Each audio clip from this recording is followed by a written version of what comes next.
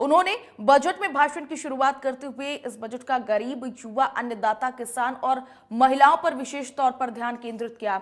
उन्होंने बड़ा ऐलान करते हुए किसान क्रेडिट कार्ड के लिमिट को 3 लाख रुपए से बढ़ाकर 5 लाख रुपए किया। इसके साथ ही किसानों के लिए पीएम धन धान्य योजना की भी घोषणा की गई। सरकार की तरफ से किसानों को लाभ पहुंचाने के लिए किसान क्रेडिट कार्ड की शुरुआत की गई। इस कार्ड के जरिए किसानों को सस्ते ब्याज दर पर लोन उपलब्ध कराया जाता है। आपको बताते चले कि बजट में इस बार सरकार ने 36 जीवन रक्षक दवाओं से कस्टम ड्यूटी हटा दी है।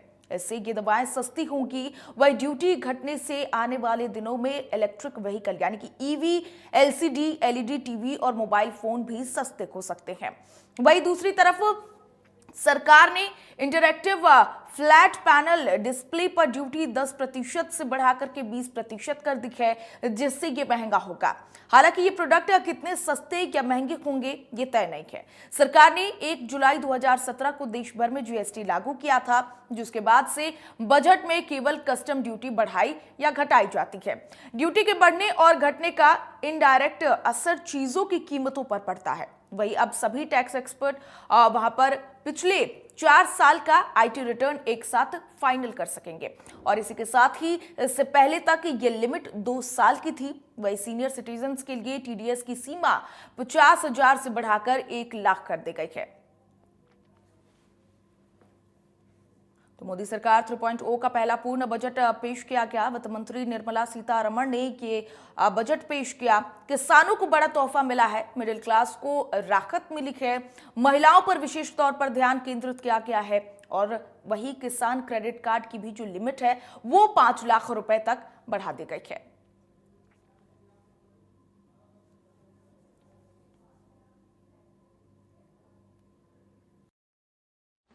For Atmanirbharta in urea production, our government had reopened 3 dormant urea plants in the eastern region. To further augment urea supply, a plant with annual capacity of 12.7 lakh metric tons will be set up at Namrup in Assam. To credit, the credit guarantee cover will be enhanced. First, for micro and small enterprises from 5 crore to 10 crore rupees, leading to additional credit of 1.5 lakh crores in the next 5 years. Second, for startups from 10 crore rupees to 20 crore rupees, with the guarantee fee being moderated to 1% for loans in 27 focus sectors which are important for Atmanirbhar Bharat. And for well-run exporter MSMEs, for term loans up to 20 crore rupees. Also for the micro enterprises, we will introduce customized credit cards with a 5 lakh rupee limit for micro enterprises registered on Udyam portal. Makhana board in Bihar. For this, there is a special opportunity for the people of Bihar. A Makhana board will be established in the state to improve production, processing, value addition, and marketing of Makhana. The people engaged in these activities will be organized into FPOs. The board will provide hand-holding and training support to Makhana farmers and will also work to ensure they receive the benefits of all relevant government schemes. Prime Minister Dhan Dhanya Krishi Yojana, developing agri-districts program. Motivated by the success of the aspirational district program, our government will undertake a Prime Minister Dhan Dhanya Krishi. तो budget पर चर्चा करने के लिए हमारे साथ 2 guest जुड़ चुके हैं। Ravi Gupta tax expert, doctor Raja Bhoj tax expert, आप दोनों का बहुत स्वागत है। सबसे पहले रुख करेंगे रवि गुप्ता आपके पास। मिडिल क्लास को बजट में जिस तरीके का बड़ा फायदा मिला है, जो टैक्स स्कीम था पहले, अब 12 लाख रुपए तक कर दी गई है, अब उसमें बड़ी छूट मिली है, क्या कहना चाहेंगे? ये बहुत ही बड़ा कदम है। काफी लंबे समय से मीडियम क्लास जो वर्ग है, टैक्स पेयर हैं, वो मांग कर रहे थे कि बजट में जो भी घोषणाएं होती हैं उसमें या तो जो निचला तबका है उसका ध्यान रखा जाता है या फिर जो हायर लेवल पे जो उच्च वर्ग है उनका ध्यान रखा जाता है, उनसे रिलेटेड स्कीम्स आती हैं। बट इस बार वित्त मंत्री महोदया ने जो 12 लाख रुपए तक की इनकम को करमुक्त किया है इन आयकर से, वो एक बहुत बड़ा कदम है। बहुत लंबे समय से इसकी मांग की जा रही थी और इस खबर आने के बाद में पूरे देश में एक खुशी का माहौल आ गया। मीडियम वर्ग जो है उसको लगा कि मेरी पॉकेट में ज्यादा अमाउंट बचेगा, उनको प्रेरणा मिल रही है कि वो और ज्यादा काम करें, क्योंकि उनकी इनकम जो भी वो अर्न करेंगे, जो भी उनकी आय होगी, वो उनकी पॉकेट में रहेगी, वो कर के रूप में उनको नहीं चुकानी पड़ेगी। इसके अलावा जो अपर मिडिल क्लास है उनके लिए भी टैक्स स्लैब्स में बदलाव करके जो टैक्स जो उनका कटौती होगी या इनकम टैक्स उनको जो जमा कराना पड़ेगा उसमें कमी आएगी। तो एक बहुत बड़ा कदम है ये, जिससे आम आदमी को राहत मिलेगी, देश की बहुसंख्यक जनसंख्या को, आमजन को, करदाता को ये जो कदम है इससे बड़ी राहत मिलने वाली है। मार्केट में फ्लो आने वाला है पैसे का, क्योंकि टैक्स में जो पैसा जाता था वो उनकी पॉकेट में रहेगा और उनसे उनकी परचेजिंग पावर बढ़ेगी। तो एक बहुत बड़ा कदम है और स्वागत योग्य कदम है, जिसके लिए चार्टर्ड अकाउंटेंट होने के नाते हम वित्त मंत्री महोदया का आभार व्यक्त करना चाहते हैं। आम आदमी होने के नाते, मिडिल क्लास का प्रतिनिधित्व करने के नाते हम वित्त मंत्री महोदया का, माननीय प्रधानमंत्री जी का सच में ही हम शुक्रगुजार हैं उनके कि उन्होंने ऐसी घोषणा की और जो बड़ा एक प्रभावी कदम होगा देश की अर्थव्यवस्था के विकास में। जी, राजा भोज जी, आपका रुख करना चाहूंगी। जिस तरीके से ये टैक्स में छूट मिली है, 12 लाख तक के अब इनकम पर टैक्स फ्री कर दिया गया है, लेकिन कंफ्यूजन है लोगों को कि क्या ये केवल न्यू टैक्स रिजीम है उस पर लागू होगा या फिर पुराने वाले टैक्स सिस्टम पर भी लागू होगा? जी, अगर हम बात करें तो अभी जो ये 12 लाख की जो लिमिट है जी। वो 12 लाख की लिमिट हमें न्यू टैक्स रिजीम में मिलेगी। और 12 लाख से ऊपर भी अगर हम बात करें तो सैलरीड एम्प्लॉय जो है उस पे 75,000 की उसको स्टैंडर्ड डिडक्शन अलग से और है। इसी तरीके से हम बात करें अगर सीनियर सिटीजन की, अगर हम बात करते हैं, सीनियर सिटीजन को भी इसमें बेनिफिट दिया गया है। जो उसका इंटरेस्ट होता है, सीनियर सिटीजन के पास में इन्वेस्टमेंट के लिए पैसे रहता है, रिटायरमेंट के बाद का पैसा रहता है, वो 50,000 वो जब इन्वेस्ट करता है तो उसको इन्वेस्टमेंट पे जब इंटरेस्ट मिलता है तो उसके इंटरेस्ट पे भी टीडीएस काट लिया जाता था, जो इस बार 50,000 से बढ़ा करके डबल 1 लाख कर दिया गया है। इसके अलावा अगर हम बात करें, रेंट की बात करें, प्रॉपर्टी से रेंट रिसीव होता है, वो रेंट जो रिसीव होता था वो 2,40,000 से अगर अबव होता था तो उस पर टीडीएस करता था। गवर्नमेंट का बहुत अप्रिशिएट करने वाला ये कदम है। ये लगभग 6 लाख मतलब 50,000 पर मंथ करके इसको 6 लाख तक बढ़ा दिया गया है। आपके पास में अब कैश इन हैंड आपके पास में ज्यादा रहेगा टैक्स की स्लैब बढ़ाने से। बहुत सारी गवर्नमेंट ने फैसिलिटीज दी है। अगर हम बात करें एजुकेशन सेक्टर से लेकर के, स्ट्रीट वेंडर के से लेकर के, मिडिल क्लास से लेकर के, एमएसएमई सेक्टर के जो लिमिट थी उसकी एमएसएमई उसको भी बढ़ाया गया है। जो पहले 2.5 लाख थी उसको 5 लाख किया गया। एमएसएमई के जो कैटेगरीज थी उनके भी इन्वेस्टमेंट और टर्नओवर के बेसिस पे उनके कैटेगरीज को भी बढ़ा गया है। तो अगर हम इसको अगर एक भाषा में कहें तो ये जो बजट है पूर्ण रूप से समावेशी बजट है, जो स्ट्रीट वेंडर से लेकर के और आपके अपर क्लास, मिडिल क्लास से लेकर के, एजुकेशन सेक्टर से लेकर के हेल्थ सेक्टर तक ये सबको बेनिफिट देने वाला है।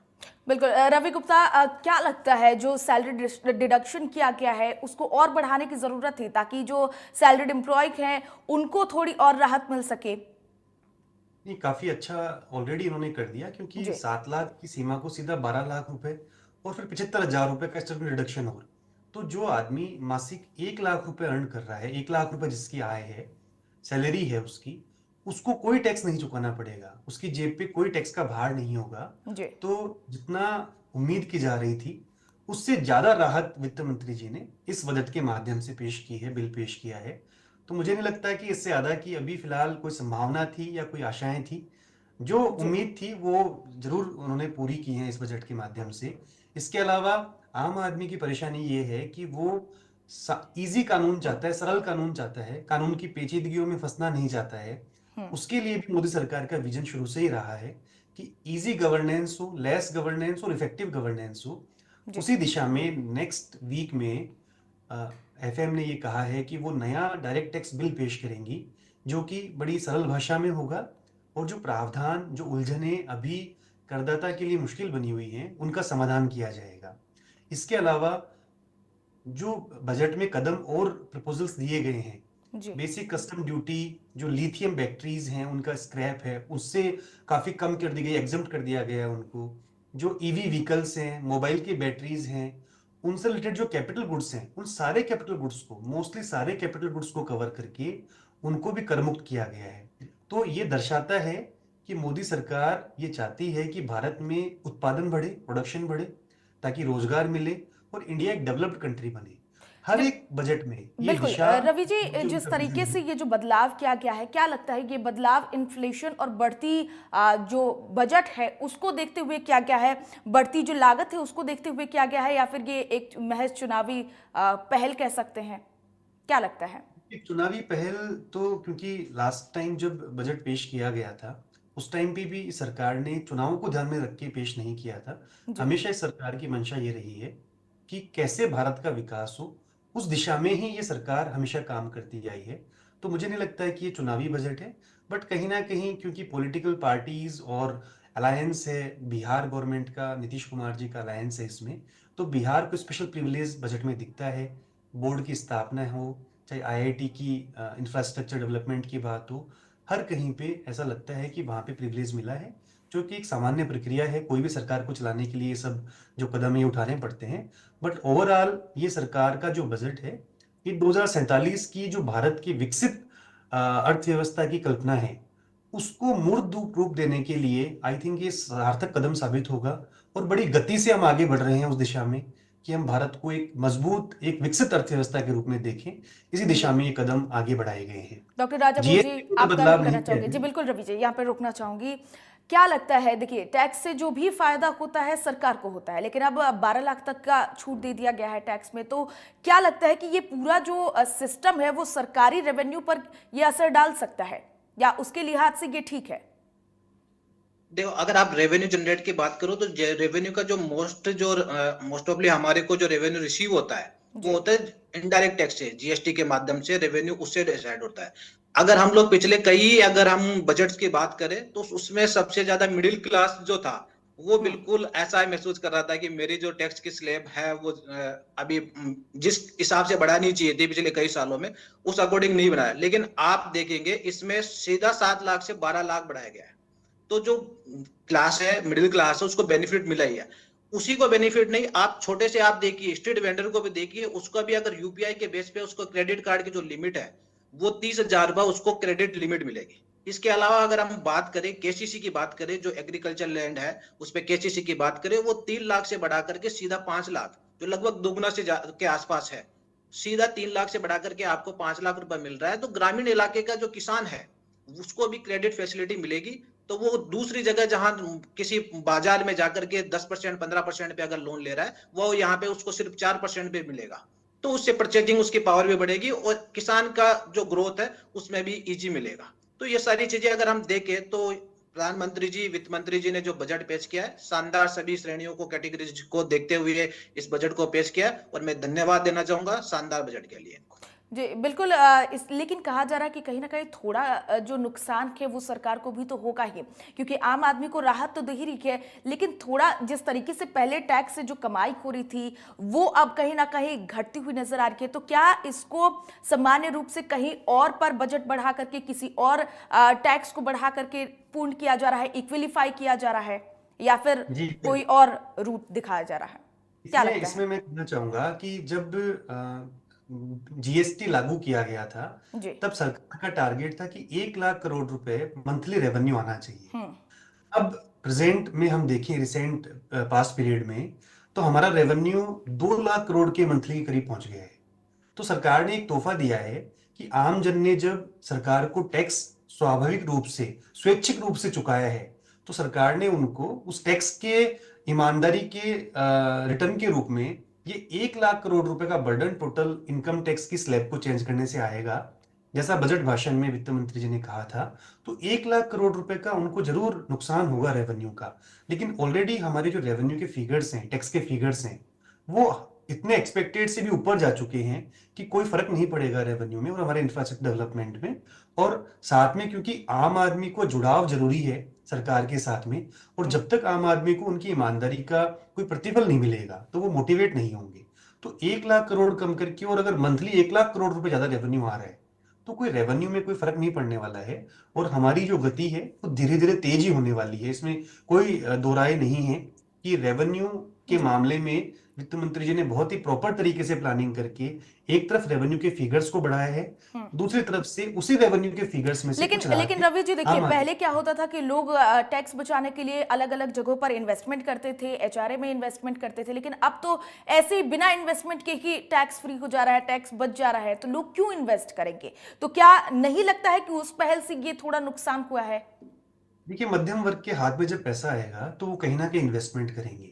इक्विटी मार्केट में जो फंड्स है वो पहले से काफी गुना बढ़ गए। तो इन्वेस्टमेंट की बात यह है कि जब परचेजिंग पावर बढ़ेगी तो मार्केट में पैसा आएगा। जो हमारी अर्थव्यवस्था कोरोना के बाद से कुछ स्लो डाउन हो गई थी, उसमें और तेजी आएगी। मार्केट में मंदी से हमको उबरने में सहायता मिलेगी, क्योंकि आम आदमी के पैसा आएगा हाथ में तो वो खर्च करेगा। इन्वेस्टमेंट ऑलरेडी इक्विटी मार्केट में बहुत अच्छा इन्वेस्टमेंट आप जो इन्वेस्टर है वो कर रहा है, मिडिल वर्ग में इन्वेस्टमेंट कर रहा है, तो उससे कोई फर्क पड़ने वाला नहीं है। इसके अलावा जो और स्कीम्स इनकी हैं, सेंटर ऑफ जो आर्टिफिशियल इंटेलिजेंस के लिए इन्वेस्टमेंट की बात की है, एजुकेशन के लिए, मेडिकल और आईटी के लिए 75,000 नई सीट्स सृजन की बात की है, ये प्रपोजल बजट में आया है। तो ओवरऑल देखिए तो इन्होंने सारे जो सेक्टर्स हैं उनको बड़े ही वाइज तरीके से अपनी विजडम का यूज करते हुए उन्होंने प्रॉपर यूज किया है। हालांकि कई जगह कई ऐसी प्रत्याशाएं, कई आशाएं थी जो इस बजट के माध्यम से पूरी नहीं हुई। जैसे जीएसटी में आम आदमी बहुत परेशान है। अभी जो जीएसटी का कानून है वो इतना रिजिड कानून है, कई प्रावधान उसके ऐसे हैं, हालांकि कई जगह बहुत अच्छा भी है जीएसटी कानून, बट कुछ प्रावधान ऐसे हैं जो आम आदमी की कमर तोड़ के रखी हुई है उन्होंने। जीएसटी में इतने पावर दिए हुए हैं अधिकारियों को कि वो कई सही व्यक्ति भी, सही करदाता भी केवल कुछ लोगों की गलतियों के कारण से उसके लपेटे में आ रहे हैं। उनको अरेस्ट का डर दिखा के पैसा उनसे जबरदस्ती रिकवर किया जा रहा है। तो वो सारे प्रावधान जो थे क्रिमिनलाइज जो करते हैं किसी करदाता को, वो खत्म करने के लिए उम्मीद थी कि गवर्नमेंट जरूर कुछ कदम उठाएगी, क्योंकि हमने पिछले वर्षों में देखा कि बहुत सारे निर्दोष करदाता भी इसमें फंस गए। माननीय सुप्रीम कोर्ट ने भी अभी टिप्पणी की कि इस तरीके से नहीं करना चाहिए। तो उन धाराओं में बदलाव की उम्मीद थी, लेकिन वहां हमें अभी निराशा हाथ लगी कि उनमें कोई चेंजेस अभी नहीं किया गया। जी बिल्कुल, डॉक्टर राजा भोज जी, आपके पास रुख करना चाहूंगी। क्या लगता है कि जिस तरीके से बजट में टैक्स फ्री किया गया है, 12 लाख तक की इनकम में टैक्स फ्री कर दिया गया, पीपीएफ, ईपीएफ, म्यूचुअल फंड्स और जितने भी ये सारे फंड्स होते थे, इंश्योरेंस होते थे, क्या उसमें कमी देखने को नहीं मिलेगी? लोग क्यों इन्वेस्ट करेंगे? नहीं, एक्चुअल में उनमें इन्वेस्टमेंट पहले जैसे हो रहा था, आप देखेंगे पिछले 5 साल के अगर आप उठा करके देखेंगे, इनकम टैक्स रिटर्न उठा करके देखेंगे, तो जो सैलरीड एम्प्लॉय या अदर एम्प्लॉयज भी है उनमें आपको कैपिटल गेन भी दिखेगा, आपको हाउस प्रॉपर्टी से इनकम भी दिखेगी, रेंट की इनकम भी दिखेगी। तो आज जो इनकम टैक्स का जो प्रोविजन चेंज किया है, आप देखिए पहले केवल एक सेल्फ ऑक्यूपाइड प्रॉपर्टी पे आपको बेनिफिट मिलता था, यहाँ एक की जगह दो सेल्फ ऑक्यूपाइड प्रॉपर्टी आप रख सकते हो, तो उसमें भी आपको बेनिफिट दिया गया। तो बहुत सारी प्रोविजंस है जहां आज भी आप कर सकते हैं, इन्वेस्ट कर सकते हैं, और इंक्रीज हो रहा है। अल्टीमेटली आपके पास पैसा आएगा तो कहीं ना कहीं या तो आप उसको खर्च करेंगे जो मार्केट में जाएगा, और अगर आप खर्च नहीं करना चाह रहे तो वो कहीं ना कहीं इन्वेस्टमेंट के रूप में आएगा। आपके पास में कैश की लिक्विडिटी बढ़ेगी तो वो किसी ना किसी रूप में जाकर के इन्वेस्टमेंट के रूप में जाएगी, ये निश्चित मान करके चलिए। तो इससे जरूरी नहीं है कि अगर आपका टैक्स कम हो रहा है, खर्च ही होगा, उससे इन्वेस्टमेंट भी बढ़ेगा। क्योंकि आप तो ये मान करके देखिए कि जो भारत का जो सोच है, भारत की सोच ही पैसा बचा करके उसको फ्यूचर के हिसाब से यूज लेने की रहती है, सबकी मेंटेलिटी यही रहती है। तो जरूरी नहीं है कि उसका अगर 80,000 रुपए पर मंथ अगर हम कैलकुलेट करके देखते हैं कि 80,000 का हमें बेनिफिट मिल रहा है, तो वो सारा का सारा 80,000 रुपए वो टैक्स में कोई केवल खर्च करने में काम लेगा। उस 80,000 में से वो बचाने के लिए भी काम मिलेगा, जो इन्वेस्टमेंट के रूप में काम में आएगा। तो इसी तरीके से इस बजट से ओवरऑल अगर हम देखें तो बहुत अच्छा प्रभाव है और बहुत बेहतर तरीके से इसको प्रोवाइड किया। बिल्कुल, देखिए कहीं ना कहीं आपको नहीं लगता है कि इस सरकार जो थी जिस तरीके से टैक्स फ्री कर रही है, टैक्स में छूट दे रही है, लेकिन निवेशों को लेकर के भी कोई उनको स्कीम लानी चाहिए ताकि ज्यादा से ज्यादा निवेश हो सके, इन्वेस्टमेंट हो सके और बेनिफिट हो सके? क्या लगता है इसमें थोड़ा और नहीं? इसके लिए मैं कहना चाहूंगा मैडम, जैसे हमारे सीनियर अर्थशास्त्री डॉक्टर राजा भोज जी ने बताया, ये बजट में और भी सारी चीजों का समावेश किया गया है। इन्वेस्टमेंट फ्रेंडली इंडेक्स एक नया कॉन्सेप्ट इंट्रोड्यूस किया है, जिसमें सरकार जो है राज्यों को एक उनकी इंडेक्स के बेस पे, उनकी परफॉर्मेंस के बेस पे रेटिंग देगी। उनसे हेल्दी कंपटीशन बढ़ेगा और हर राज्य सरकार ये चाहेगी कि मेरा इंडेक्स अच्छा है ताकि जो इन्वेस्टर हैं मेरे राज्य में आकर्षित हों। तो ये एक बड़ा कदम है, एक अच्छा स्टेप है, जिससे निवेश आकर्षित होगा।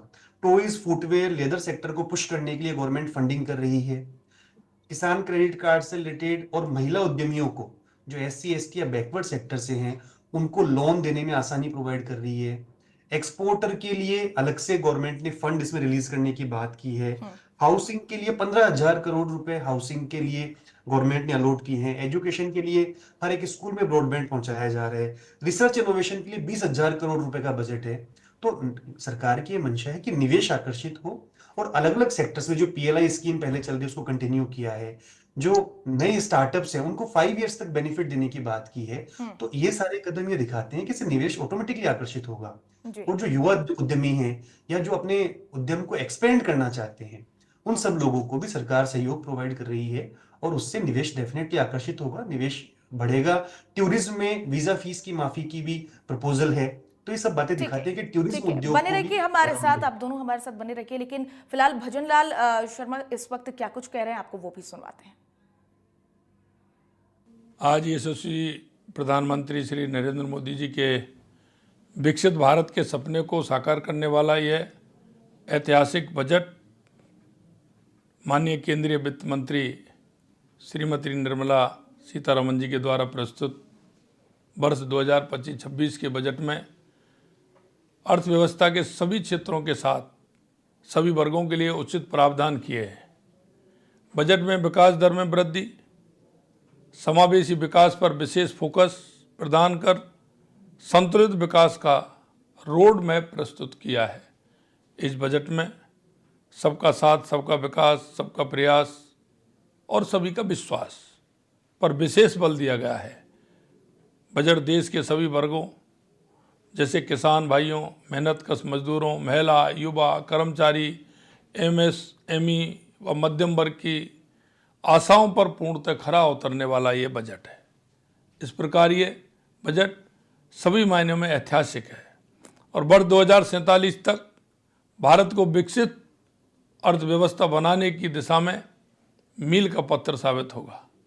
यशस्वी प्रधानमंत्री श्री नरेंद्र मोदी जी के मार्गदर्शन में इस बजट में महिलाओं, किसानों, युवाओं तथा गरीब पर विशेष ध्यान दिया गया है। किसान के लिए बजट में घोषित की गई योजनाएं जैसे PM धन धान्य कृषि योजना, ग्रामीण समृद्धि योजना, एग्रीकल्चर क्रेडिट कार्ड की बढ़ाई गई सीमा से कृषि विकास और किसानों का कल्याण सुनिश्चित हो सकेगा। देश को ग्लोबल मैन्युफैक्चरिंग हब बनाने के लिए MSME हेतु किए गए प्रावधान से देश में युवाओं को रोजगार मिलेगा। यह देश आत्मनिर्भर प्राप्त करेगा। स्टार्टअप और उद्योगों को बढ़ावा देने के लिए की गई घोषणाओं से युवाओं को रोजगार के नए अवसर मिलेंगे। मैं माननीय प्रधानमंत्री श्री नरेंद्र मोदी जी एवं माननीय वित्त मंत्री श्रीमती निर्मला सीतारमण जी का आभार व्यक्त करता हूं कि हमारे द्वारा जो प्रमुख मुद्दे जैसे जीवन मिशन की अवधि को बढ़ाया जाना, पावर सेक्टर रिफॉर्म के लिए विशेष सहायता प्रदान करना एवं राज्य को पूंजीगत निवेश के लिए ब्याज मुक्त ऋण प्रदान किए जाने वाली हमारे प्रस्तावों को मंजूरी दी गई है। यह बजट निश्चित रूप से विकसित भारत के साथ विकसित राजस्थान के सपनों को साकार करने वाला है। मैं इसके लिए देश के यशस्वी प्रधानमंत्री नरेंद्र मोदी जी को, हमारी वित्त मंत्री जी निर्मला सीतारमण जी को बहुत बहुत धन्यवाद देता हूं। निश्चित रूप से राजस्थान की जनता को जो आशा और उम्मीद थी उसके हिसाब से आपने बजट दिया है। बहुत बहुत धन्यवाद।